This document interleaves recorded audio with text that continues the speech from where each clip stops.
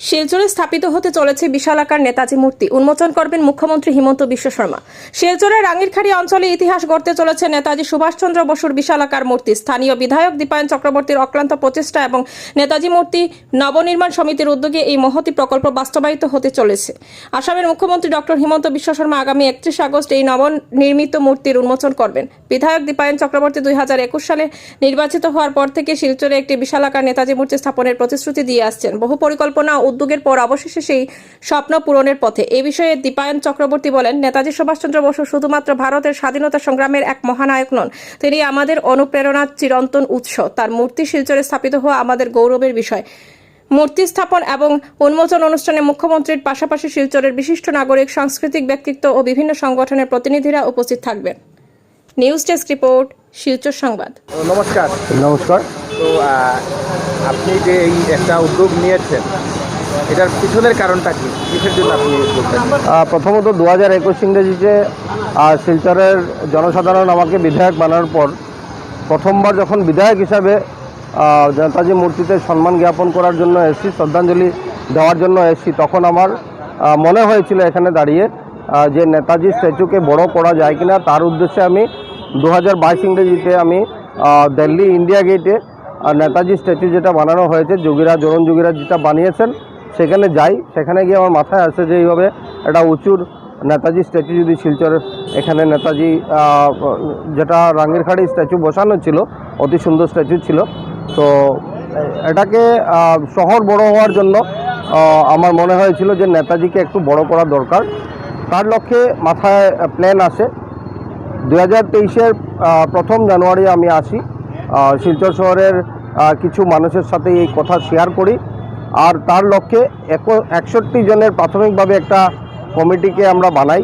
আর এই কমিটি আমরা সবাই মিলে তখন সিদ্ধান্ত নিয়েছিলাম এটার একটা নাম দেওয়া দরকার, একটা ব্যানারের নাম দিয়ে আমরা কাজকে শুরু করি। আমার ইচ্ছা ছিল যে সবাইকে ইনভলভ করে এই কাজটা করা। তার লক্ষ্যে কাজ শুরু হয় শিলচর নেতাজি মূর্তি নবনির্মাণ ও স্থাপনা কমিটির নাম দিয়ে। আর এই কাজ শুরু যখন হয়েছিল তখন রোটারির প্ল্যানিং আমরা করি, বা বোথ সাইডের যে আপনারা ড্রেনগুলো দেখতে পাচ্ছেন, এই ড্রেনগুলো শুধু নেতাজিকে বসানো হবে না, পারিপার্শ্বিক যে জায়গাগুলোকে রয়েছে সেটাকে সুন্দর করা দরকার। তার লক্ষ্যে ড্রেন কনস্ট্রাকশনের কাজে আমি হাত দিই।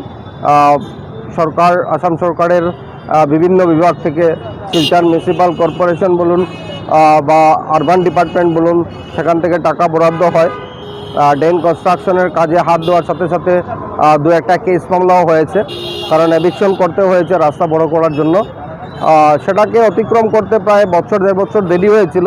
তো যাই হোক, আজকে সকলের আশীর্বাদে, সকলের সম্পূর্ণ সহযোগিতায় শিলচরবাসী আজকে এই নেতাজি স্ট্যাচু আমাদের আগামী 31 তারিখ আসামের মাননীয় মুখ্যমন্ত্রী ডক্টর হিমন্ত বিশ্ব শর্মা মহোদয়ের উপস্থিতিতে, ওনার মাধ্যমে আমাদের ভারতবর্ষের স্বাধীনতা সংগ্রামের অন্যতম যিনি রূপকার নেতাজি সুভাষচন্দ্র বসু, ওনার এই মূর্তি উন্মোচন হবে।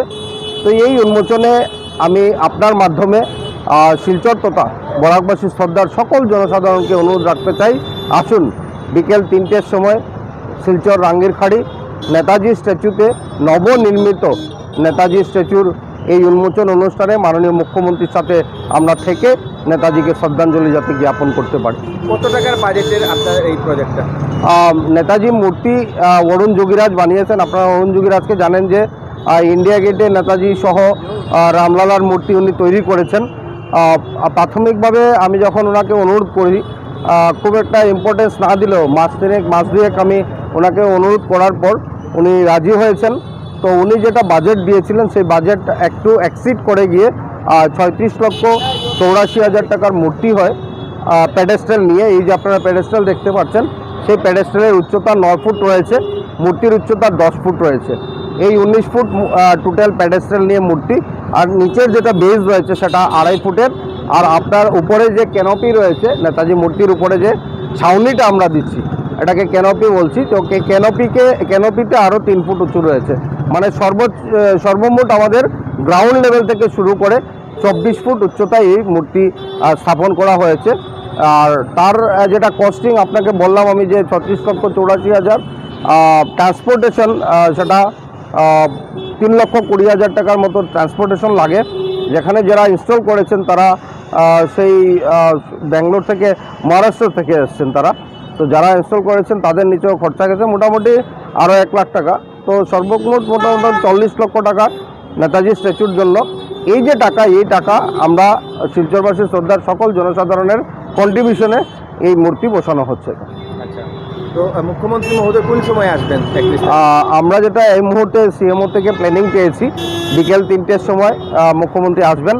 আমাদের একটা ইচ্ছে যে বিকেল 4টার সময় যদি আমরা প্রোগ্রামটা শুরু করতে পারি, তাহলে সন্ধ্যা হতে হতে আপনারা দেখছেন যে এই ফুটপাতের চারদিকে লাইট লাগানো হয়েছে, সুন্দর লাইট এটা আমরা লাগিয়েছি।